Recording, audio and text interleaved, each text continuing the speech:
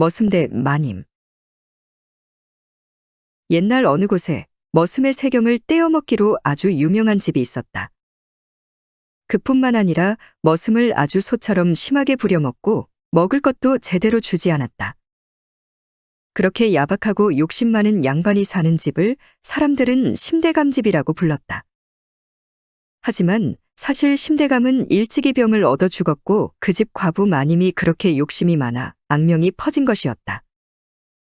처음에 머슴으로 들어갈 때는 다른 곳보다 세경을 더 많이 쳐준다고 약속하여 머슴살이를 시작하지만 몇 달을 일을 해주고 나면 과부는 머슴을 실컷 부려만 먹고는 무슨 핑계든 트집이든 잡아서 세경을 주지 않고 머슴을 내쫓는 것이었다.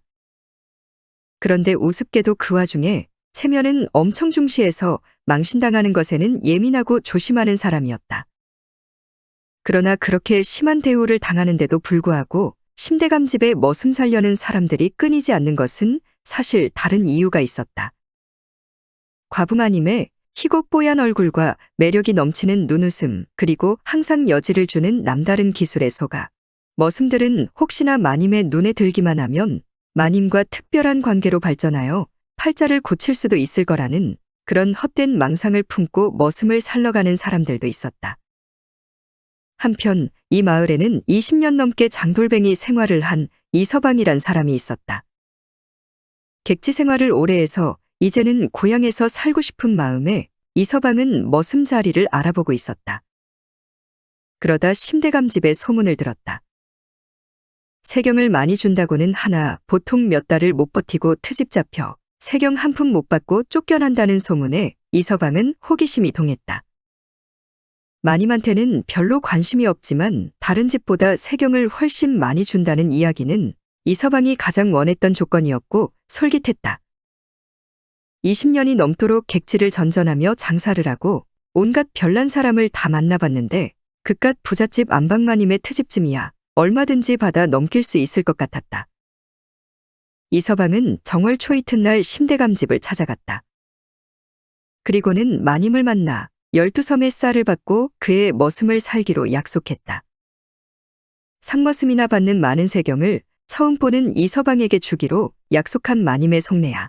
어차피 몇 달 부려먹고 쫓아낼 생각이었겠지만 이서방은 개의치 않았다. 그렇게 이서방은 그날부터 심대감 집에서 살게 되었다. 실제 이 집에서 머슴살이를 해보니 소문은 모자라면 모자랐지 전혀 과장이 아니었다. 새벽동이 터 오기 전부터 일을 시켜 밤이 깊을 때까지 소처럼 부려먹었고 잠시 일손이라도 느려지면 득달같이 달려와 일을 서두르라고 닥달하기 일쑤였다. 그야말로 등골이 휠 지경이었으나 더 참기 어려운 것은 먹을 것도 제대로 챙겨주지 않는다는 것이었다. 자기들은 고기 반찬에 고깃국을 먹어도 머슴은 찬밥 한 덩이에 나물 두어 가지로 끼니를 때워야 했다. 옷이 땀에 절어 소금덩이가 돼도 그걸 그냥 입어야 하는 판이었다. 내 손으로 빨래를 하려 해도 새벽부터 밤늦게까지 일을 시켜대니 짬이 안 나서 그것도 못하고 이래저래 머슴 팔자가 참 안 할 말로 개팔자만도 못한 것이었다. 그렇게 한 달이 지났다. 하루는 주인 집에 사돈이 방문했다고 해서 음식을 거하게 장만했다. 떡이야 고기야 술이야 잔뜩 해서는 주인 집 식구들끼리 다 먹고 이서방에게는 달랑 고등어 대가리 한 토막을 주는 것이었다. 이서방은 아무 말 없이 고등어 대가리를 한쪽에 두고 밥을 다 먹은 후에 그 고등어 대가리를 들고 부엌에 갔다. 그리고는 먹으려고 받아놓은 물이 든 커다란 물독 안에 그 고등어 대가리를 던져 넣었다. 잠시 뒤 그 집 며느리가 물을 떠가려고 물독 안을 보니 바닥에 고등어 대가리가 가라앉아 있는 것이었다. 당장 씻고 먹을 물을 담아놓은 독 안에 생선 대가리가 들어있으니 온 집안이 난리가 났다. 마님은 짚히는 것이 있어 당장 이서방을 불렀다. 고등어 대가리를 먹은 것은 머슴뿐이었으니 말이다. 마님이 이서방을 불러놓고 삿대질을 해대며 노발대발하는 것이었다. 이런 정신 나간 놈을 봤나? 먹기 싫으면 돼지나 주든지 그냥 갖다 버리든지 할 일이지.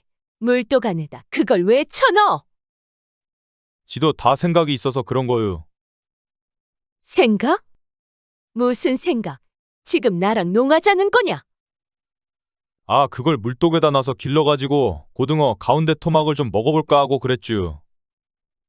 생선 머리 먹을 게 뭐가 있겠습니까? 그래서 생각해보니께 길러서 먹으라는 거구나 싶어서 물속에 넣어 고등어가 더 자라면 먹으려고 그랬쥬. 먹을 거 없는 생선 대가리만 준 것은 사실이었고 또 머슴이랑 말을 하면 할수록 머슴을 푸대접한 자신의 허물만 자꾸 들춰질 것 같았다. 결국 마님은 꿀먹은 벙어리 마냥 아무 말도 못하고 그저 얼굴만 불그락 푸르락 할 뿐이었다. 또다시 한 달 뒤에 주인 집에 제사가 돌아왔다. 부잣집 제사 음식이니 푸짐하게 차린 것은 당연했다. 역시 이번에도 머슴 사는 이서방에게는 닭국물 한 그릇 돌아오지 않았다. 이서방은 다음 날 아침 일찍 밭일을 나가면서 마을 우물에 들러 물 길러 나온 동네 안악들에게 어제 저녁에 심대감집에 제사가 들어 음식을 많이 했으니 노인들은 아침을 심대감집 가서 드시라고 하셔요. 하고 소문을 냈다. 과연 아침때가 되니 온 동네 노인들이 심대감집으로 모여들었다. 마님은 이게 갑자기 무슨 일인가 싶어 황당할 뿐이었다.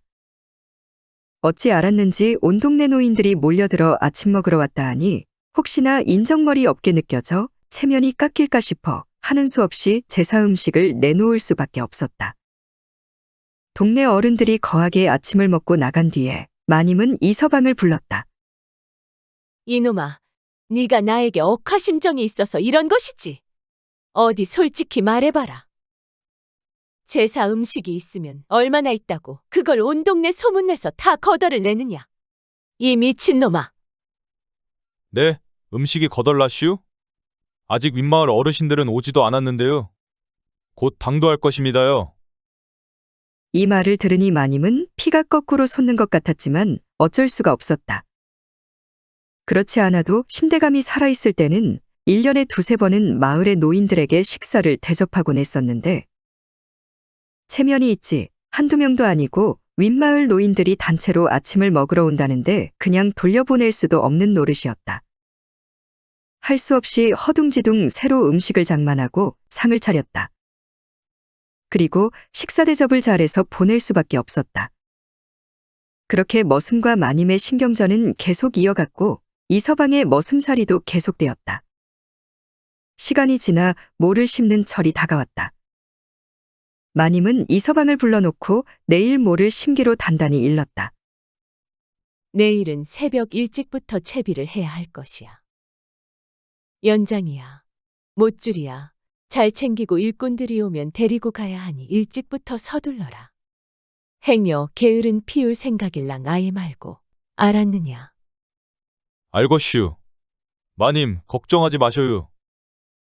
그래놓고 그 이튿날 식전 대바람에 이서방이 채비를 하는데 지게에다 다른 것을 담는 게 아니라 자기 옷을 척척 담는 것이었다. 때국물이 주르르 흐르는 옷이 지게로 한 짐이었고 이서방은 그걸 떡 짊어지고 밖으로 나가는 것이었다. 그걸 보고 마님이 헐레벌떡 따라오며 이 서방인지 미친놈인지 이런 엉뚱한 놈을 봤나? 오늘같이 바쁜 날 하라는 모심기 채비는 안 하고 그놈의 옷은 왜 짊어지고 나가는 게냐? 마님, 그걸 몰라서 물어요? 모르니까 묻지. 알면 왜 물어? 지금 뭐 하는 게냐고. 오늘같이 사람들이 많이 모이는 날 옷이 이렇게 더러워서야 내 체면은 둘째치고 마님 체면이 어디 서겠습니까요? 그래서 빨래부터 해서 입으려고 그러죠. 그러고선 그냥 신바람 소리를 내며 나가버렸다.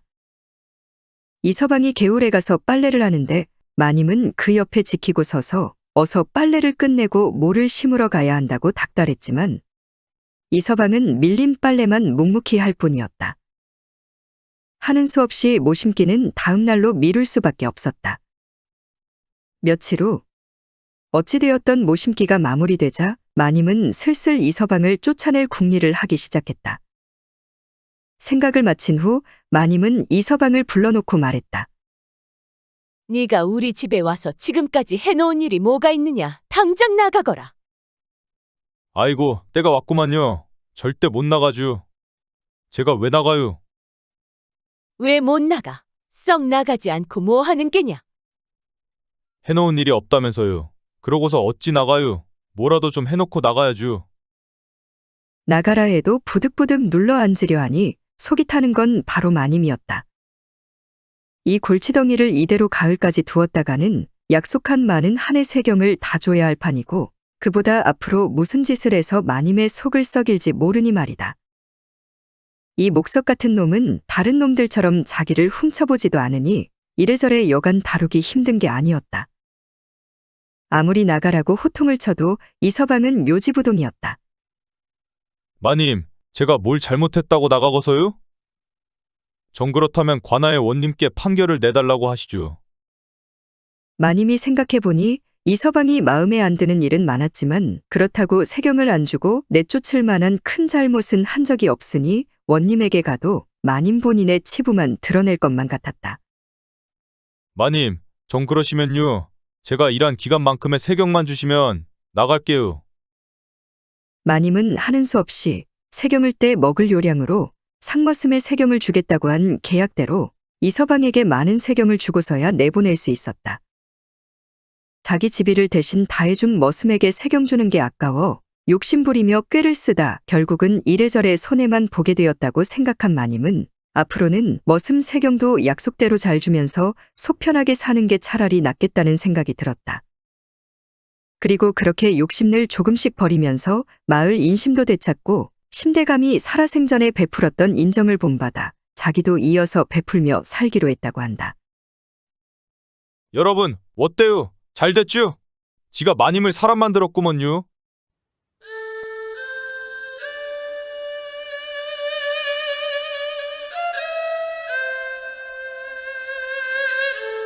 시청해주셔서 감사합니다. 좋아요를 눌러주세요. 더 재밌는 옛날 이야기로 찾아뵙겠습니다.